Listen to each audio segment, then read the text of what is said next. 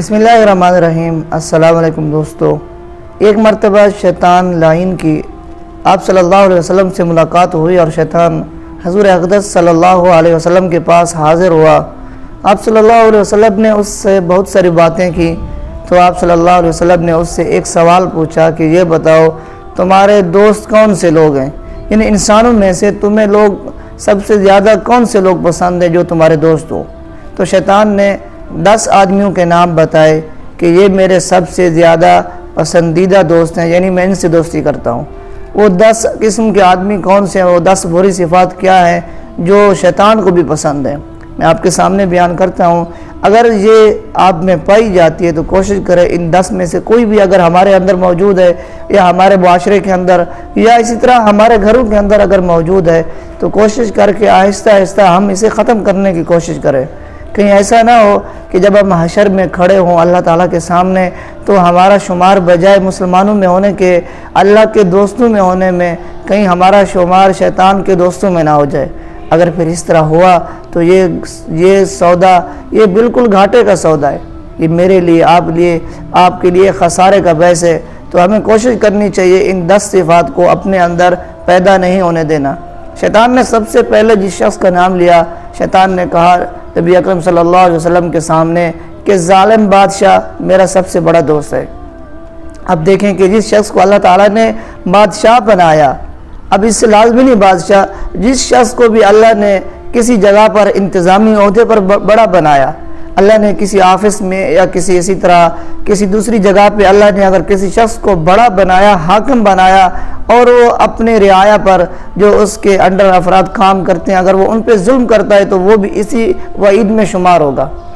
اسی طرح ظالم بادشاہ جو اپنے ملک پر اپنے رعایا پر اپنے لوگوں پر ظلم کرتا ہے تو وہ شیطان کا سب سے بڑا دوست ہوگا، اور اسی طرح شیطان اس شخص کو بہت زیادہ پسند کرتا ہے۔ تو اگر آپ کسی گھر کے بڑے ہیں، کسی خاندان کے بڑے ہیں، اسی طرح کسی کمپنی کے آپ بڑے ہیں تو آپ کو چاہیے کہ آپ کے انڈر جتنے افراد کام کرتے ہیں آپ ان پہ ظلم نہ کریں۔ اسی طرح شیطان نے دوسرے نمبر پہ جس شخص کا نام لیا، شیطان نے کہا کہ مالدار آدمی جو تکبر کرنے والا ہو، ایک مالدار ہو جس کو اللہ نے مال دیا ہو لیکن اس میں فخر اور تکبر اور غرور نہ ہو، مالدار ہو لیکن اس میں عاجزی ہو، اللہ کے راستے میں خرچ کرنے والا ہو، اپنی ذات پہ خرچ کرنے والا ہو، لوگوں کا بھلا سوچنے والا ہو۔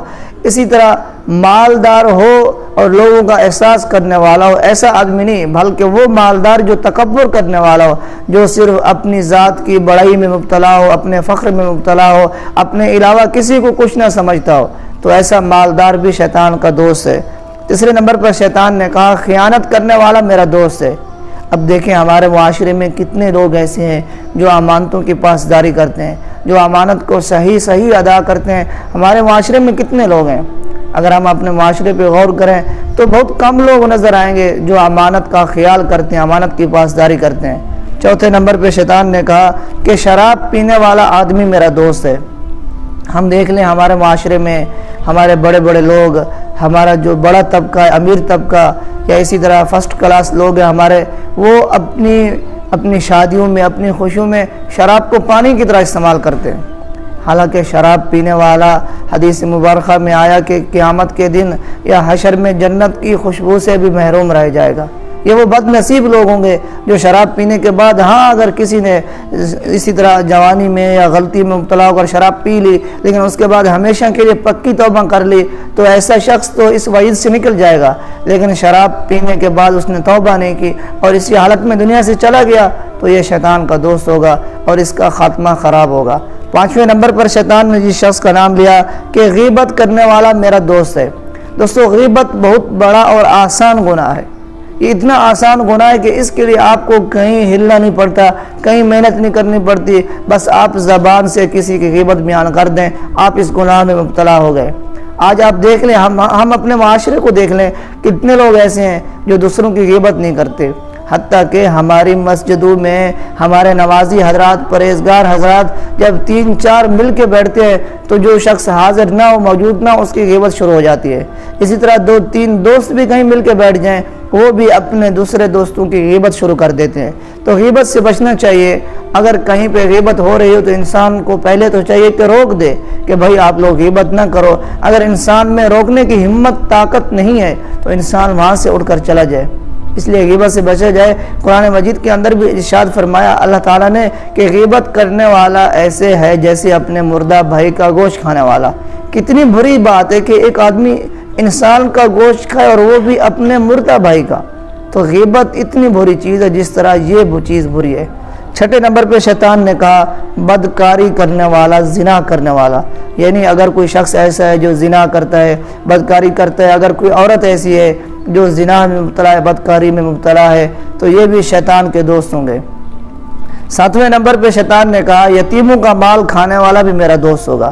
اکثر دیکھا گیا ہے کہ جب کوئی بچے یتیم ہوتے ہیں تو رشتہ دار اس کے مال پر، اس کی جائیداد پر قبضہ کر لیتے ہیں اور اس کا مال واپس بھی نہیں کرتے۔ وہ بیچارہ کیونکہ چھوٹا ہوتا ہے اپنا حق طلب بھی نہیں کر سکتا، تو رشتہ دار یا اسی طرح پڑوسی وغیرہ جو احباب ہوتے ہیں وہ اس کے مال پر قبضہ کر لیتے ہیں۔ ابھی دیکھیں یتیموں کا حق کھانا یہ بہت بڑا گناہ ہے، بہت سخت گناہ ہے۔ جب آپ صلی اللہ علیہ وسلم معراج پر گئے تھے تو آپ صلی اللہ علیہ وسلم نے ایسے لوگوں کو عذاب میں مبتلا دیکھا تھا اور حضرت جبرائیل سے پوچھا تھا یہ کون لوگ ہیں؟ تو جبرائیل نے عرض کیا رسول اللہ یہ وہ لوگ ہیں جو یتیموں کا مال کھاتے تھے۔ دوستو تو اس چیز سے بھی بچنا چاہیے، اپنے پیٹ کے اندر ایک لقمہ بھی ناجائز نہیں جانے دیں، ایک لقمہ بھی حرام کا نہیں جانے دیں، یتیموں کا خاص خیال رکھیں۔ آٹھویں نمبر پر شیطان نے کہا کہ نماز میں سستی کرنے والا۔ اب دیکھیں یہ وہ وعید ہے جو ہمارے بڑے بڑے لوگوں میں پائی جاتی ہے۔ ہمارے لوگ نماز تو پڑھتے ہیں، یہاں شیطان نے یہ نہیں کہا کہ نماز نہیں پڑھنے والا۔ نماز نہ پڑھنے والے کے بارے میں تو ہمارے پیغمبر صلی اللہ علیہ وسلم نے فرمایا کہ جس نے جان بوجھ کر نماز چھوڑی اس نے کفر کیا۔ اب جس نے نماز میں سستی کی شیطان اس کے بارے میں کہتا ہے یہ میرا دوست ہے۔ اب نماز کا ٹائم ہو گیا، نماز کا وقت آ گیا، انسان پڑھا رہے، سستی کرتا رہے کہ بعد میں پڑھوں گا، اسی طرح قضا کر کے پڑھتا ہے، اپنے وقت سے لیٹ کر کے پڑھتا ہے، تو ایسا شخص بھی شیطان کا دوست ہے۔ اس لیے جب پڑھنی ہے انسان کو تو انسان اپنے ٹائم پر پڑھے، اپنے وقت پر پڑھے، نماز میں سستی نہ کرے۔ آگے 9ویں نمبر پہ جو شیطان نے کہا کہ زکوٰۃ نہ دینے والا بھی میرا دوست ہے۔ اگر اللہ نے انسان کو مال دیا، دولت دی، جائیداد دی تو انسان کو چاہیے کہ وہ اپنی زکوٰۃ ادا کرے۔ بہت سارے لوگ ہمارے مسلمان بھائی دیکھا ہے کہ زکوٰۃ میں سستی کرتے ہیں، کتنے سالوں کی زکوٰۃ جمع ہو جاتی ہے، وہ زکوٰۃ ادا ہی نہیں کرتے۔ زکوٰۃ سال میں ایک مرتبہ آتی ہے آپ کے اوپر، اور وہ بھی آسانی کے لیے کہ اب آپ کے پاس جتنا مال ہے زکوٰۃ کا نصاب کا، اس نصاب کا آپ کا 40واں حصہ آپ کو دینا ہوتا ہے۔ مثال کے طور پر اگر آپ کے پاس 1 لاکھ روپیہ ہے تو 1 لاکھ میں آپ پر کتنی زکوٰۃ ہوگی؟ 2500 آپ نے زکوٰۃ دینی، اور 1 لاکھ میں اگر آپ 2500 دے دیں تو آپ کو کیا فرق پڑے گا؟ تو زکوٰۃ یہ آپ کے مال کی اضافے کے لیے ہوتی ہے، یہ آپ کو پاک کرنے کے لیے ہوتی ہے۔ اس لیے زکوٰۃ میں سستی نہ کریں، زکوٰۃ سے بچنے کے لیے طرح طرح کے ہیلے اور بہانے نہ کریں، ورنہ آپ بھی شیطان کے دوستوں میں شمار ہوں گے۔ آگے جو آخری نمبر بتایا شیطان نے کہا کہ زیادہ امیدیں لگانے والا، زیادہ امیدیں باندھنے والا بھی میرا دوست ہے۔ حالانکہ یہ چھوٹی سی بات ہے، عام سی بات ہے۔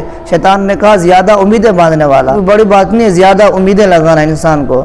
حدیث میں آیا، کتابوں میں آیا کہ انسان بڑے بڑے منصوبے بناتا ہے، بڑے بڑے ترتیبیں بناتا ہے، لیکن تقدیر اس پہ ہنس رہی ہوتی ہے۔ تو اللہ نے جو اس کا وقت موت کا لکھا ہوتا ہے وہ کہتا ہے فلاں سال، اگلے سال یہ کروں گا، اس سے اگلے سال یہ کروں گا، لیکن اس کو پتہ نہیں ہوتا کہ اس کی موت آ جاتی ہے۔ اس لیے انسان کو چاہیے کہ اللہ پہ توکل اور بھروسہ کرے، زیادہ لمبی امیدیں نہ باندھے۔ یہ 10 چیزیں تھیں جو شیطان نے حضور اقدس صلی اللہ علیہ وسلم کے سامنے بیان کی۔ ہمیں چاہیے کہ ان 10 بیماریوں کو، ان 10 بری صفات کو اپنے اندر پیدا نہ ہونے دیں۔ اگر بالفرض ہمارے اندر موجود ہو، انسان ہے، خطا کا پتلا، انسان سے خطا ہو جاتی ہے، تو ہمیں چاہیے کہ ان کو کسی طرح ختم کرنے کی کوشش کریں۔ اللہ تعالیٰ مجھے اور آپ کو ان باتوں پر عمل کرنے کی توفیق عطا فرمائے۔